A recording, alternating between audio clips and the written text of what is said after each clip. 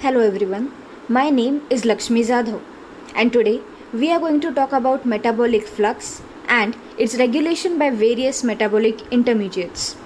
I know the topic seems hard, but don't worry, we'll go step by step. For our convenience, I have divided this topic into two parts, part A and part B. In part A, we will discuss about what exactly is metabolic flux and why its regulation is important. Whereas in part B, with the help of some examples, I will try to explain how exactly metabolic intermediates help in metabolic flux. Firstly, we need to understand what is metabolism. So metabolism refers to a series of chemical reactions that occur in a living organism to sustain life.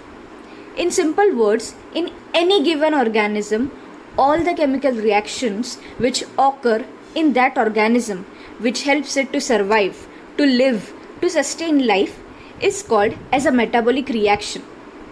To be clear, metabolic reaction is the reaction whereas metabolism is the phenomena. So this metabolism is divided into two types, anabolism and catabolism. Similarly, anabolic reaction and catabolic reaction. So what are anabolic reactions? In anabolic reactions, simple molecules are converted into complex molecules. This is also called as synthesis.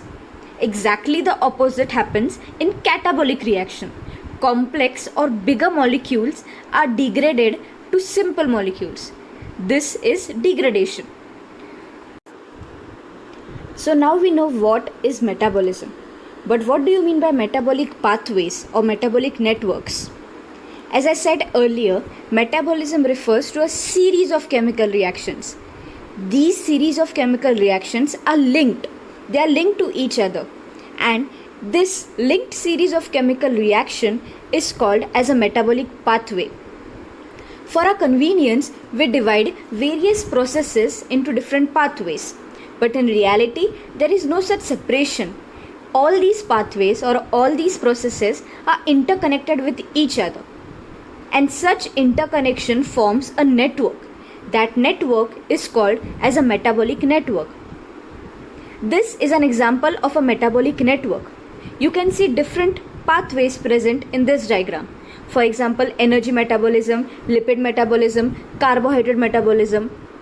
But in some way or other, these different pathways are connected to each other.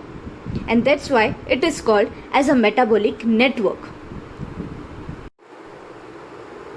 Now we must understand what is metabolic flux. In English language, the word flux simply means rate of transfer of fluids, particles, energy, etc.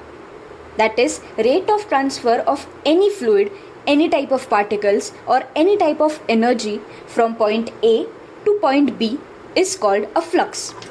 In context with metabolism, what is metabolic flux? So metabolic flux is the rate of transfer of a metabolite through a pathway. What are metabolites? All the reactants, products and intermediates of a pathway are together called as metabolites of that pathway. Consider a metabolite as reactant X. So, rate of transfer of reactant X from point A to point B is the metabolic flux of that reactant X in that reaction of that particular pathway.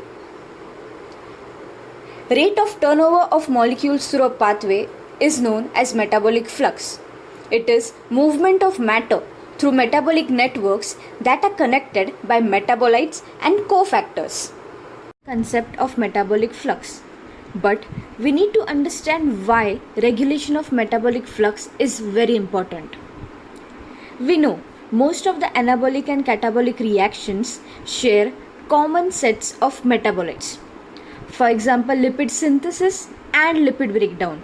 Both these pathways have somewhat common metabolites. That's why it is very important to have regulatory mechanism to ensure correct metabolite enters or exits correct pathway at the correct time to match the cell's changing metabolic requirements. Even the slightest change in metabolic flux of any pathway will leave a global response.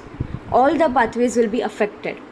Metabolic flux needs to be regulated according to the changing demands. Consider an example. An organism's normal carbon source is glucose, but due to some environmental changes, it changed it to acetate. It changed its carbon source from glucose to acetate. At such times, it is important to downregulate glucogenesis and upregulate gluconeogenesis. This upregulation and downregulation is impossible without perfect flux control. This is why metabolic flux regulation is very important. In order to understand metabolic flux, we must know where the reaction occurs. Before that, we must know steady state of organisms. Living organisms are never at equilibrium because at equilibrium, system cannot perform work, and there is always input and output of materials or energy in a living organism. That's why they can never reach equilibrium. Instead, they remain in a steady state. At equilibrium, there is no flux at all. Steady state can be thought as homeostasis at a cellular level. Steady state can change in an organism, but that organism meets that steady state by meeting some new metabolic requirements. If any organism is ever at equilibrium, it is certainly dead. As I said, organisms are never at equilibrium, but they can be near or far from equilibrium. Reactions occur either near equilibrium position or far from equilibrium position, but never at equilibrium. What are near equilibrium reactions? These reactions occur very close to the equilibrium. Their rates can be varied and hence are reversible in nature. By changing the products and reactant concentration, these reactions can be reversed. And that's why the delta G is similar to 0. I am saying similar, not equal to 0. I hope everyone is familiar with delta G, Gibbs free energy concept. It is the potential of a reaction to do work. Most of the reactions occur at near equilibrium. As I said before, most of the metabolic reactions occur at near equilibrium, and these reactions are reversible. When reactants are excess of the steady state concentration, reaction proceed in forward direction until excess reactants are converted to products and steady state is attained. Conversely, when products are excess, reaction will take place in backward direction and converts products to reactants until steady state is obtained.